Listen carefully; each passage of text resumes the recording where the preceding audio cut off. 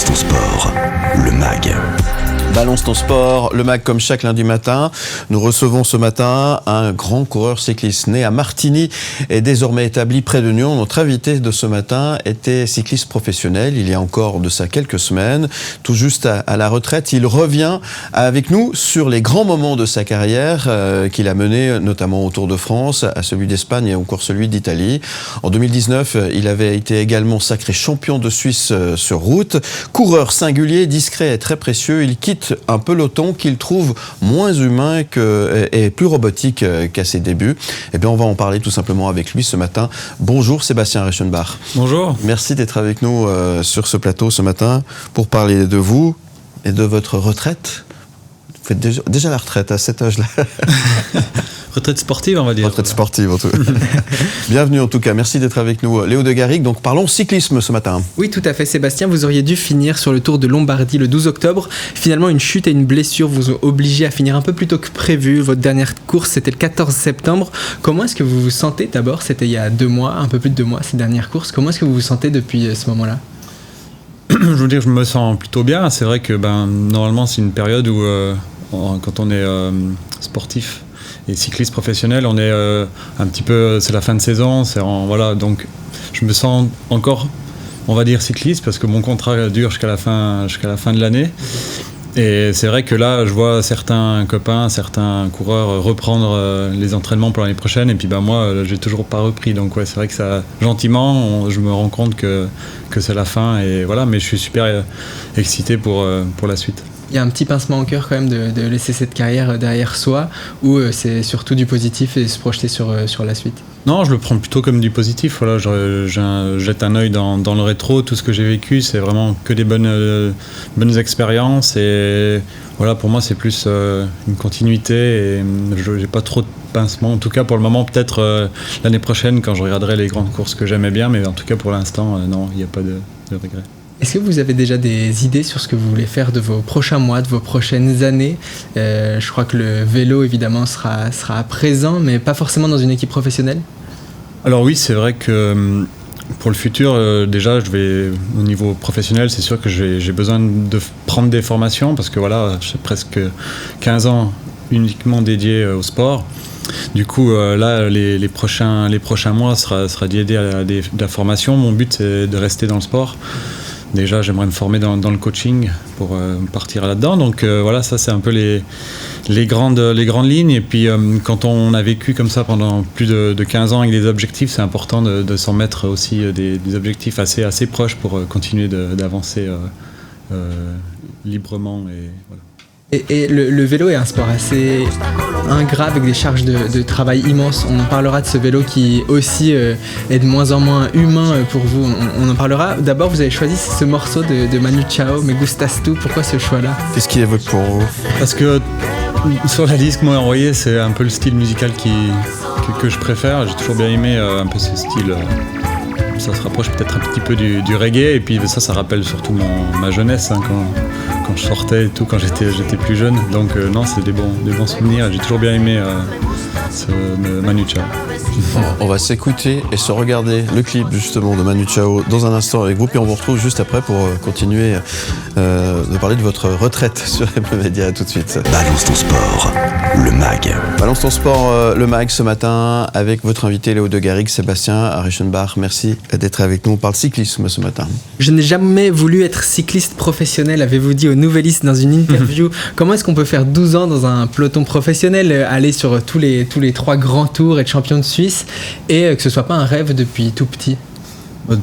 Tout d'abord, je pense, dans ma famille, voilà, il y a personne qui faisait du vélo. Je suis vraiment arrivé un petit peu, on va dire, par hasard.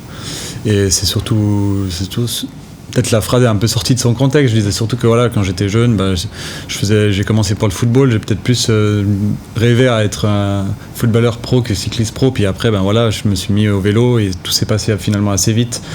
Et il y a les circonstances qui se sont toutes alignées pour que je signe mon premier contrat professionnel. Donc voilà un petit peu le résumé de cette phrase. Et 12 ans plus tard, donc vous prenez cette retraite. À quelle sensation elle répond cette retraite ? Est-ce que c'est simplement le constat d'être moins compétitif ou c'est aussi un constat de détachement par rapport au peloton et la direction que prend le vélo professionnel ? Oui, tout à fait. Il y a un peu de tout. Après, il y a l'âge, il y a tout. Mais c'est vrai qu'on se dit que voilà, le vélo n'est plus comme quand j'ai commencé en 2013.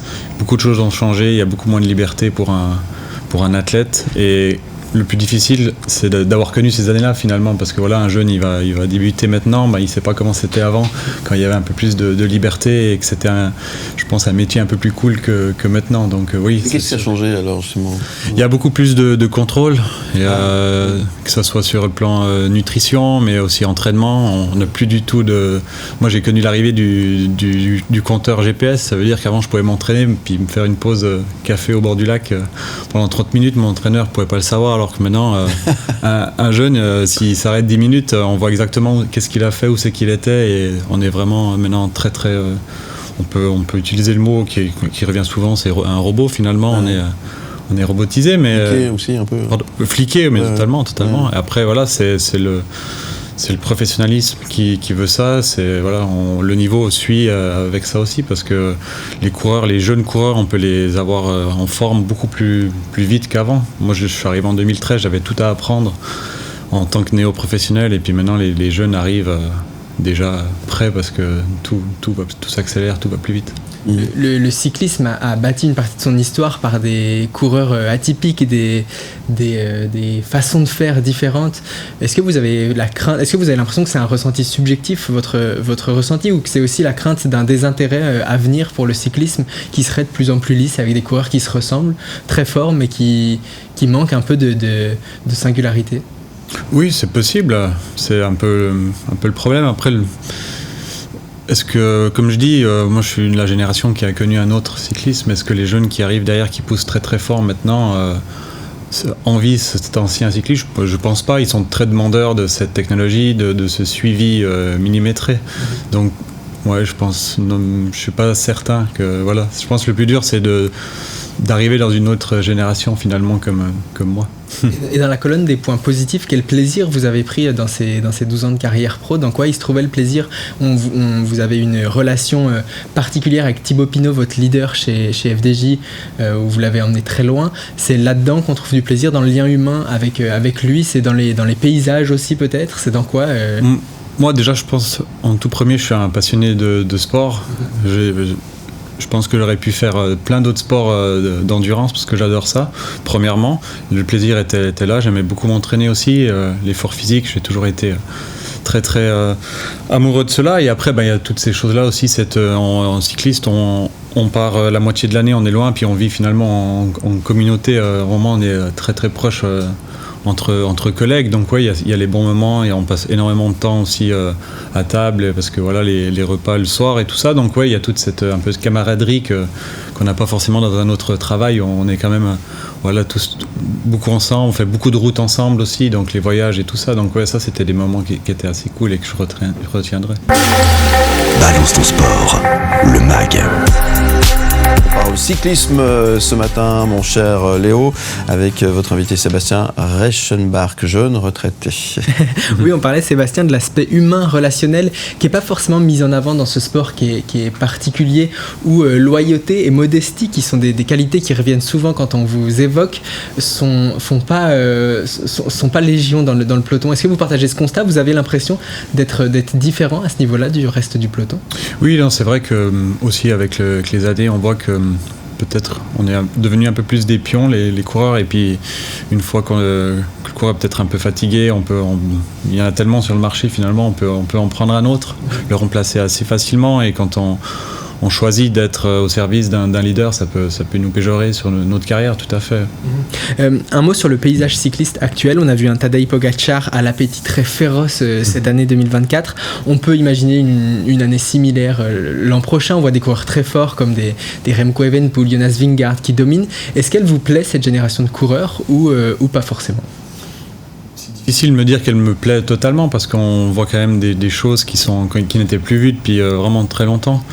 Le doublé Tour d'Italie, Tour de France, c'était plus vu depuis 1998, donc c'est quand même quelque chose d'assez incroyable. Est-ce que c'est une nouvelle ère du cyclisme qui arrive ou alors c'est uniquement ce coureur Pogačar qui est hors norme? Je ne sais pas, mais après, en tant que cycliste professionnel, c'est difficile de dire waouh, c'est génial ce qu'ils font. Après, le côté aussi jeunesse où ils arrivent très vite, ça c'est quand même agréable à voir, se dire que voilà, c'est des jeunes derrière qui poussent et qui font des choses extraordinaires. Il y a quand même un peu les deux côtés qui sont en balance.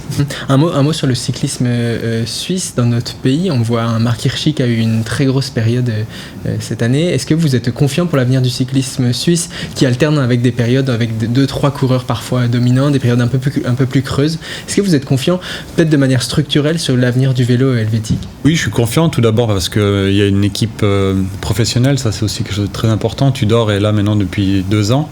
Ça c'est très important pour l'évolution du cyclisme en Suisse.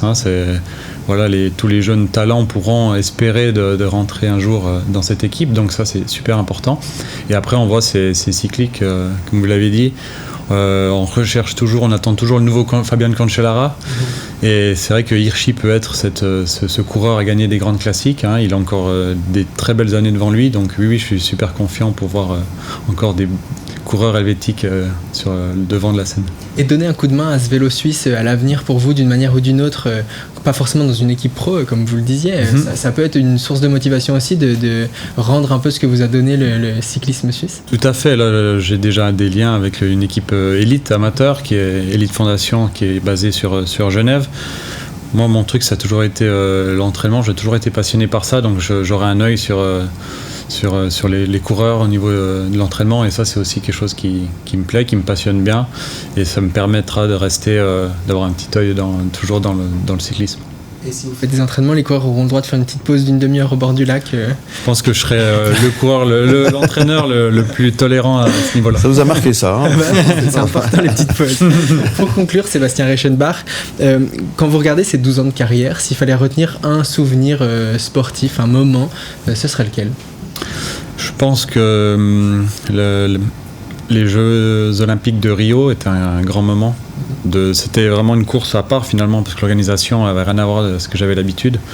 Ça, c'était vraiment un grand moment. Et puis après, je pense la première fois où j'ai porté le maillot de champion suisse sur le Tour de France, ça avait été assez fort. Ouais. Magnifique. Merci beaucoup en tout cas Sébastien. Merci à vous. Reichenbach d'être venu ce matin nous trouver. Merci Sébastien Reichenbach. On vous retrouve en podcast et en image sur le site mlemedia.ch et on vous souhaite une bonne retraite. Merci. Au plaisir et à très bientôt sur M. Où tu veux.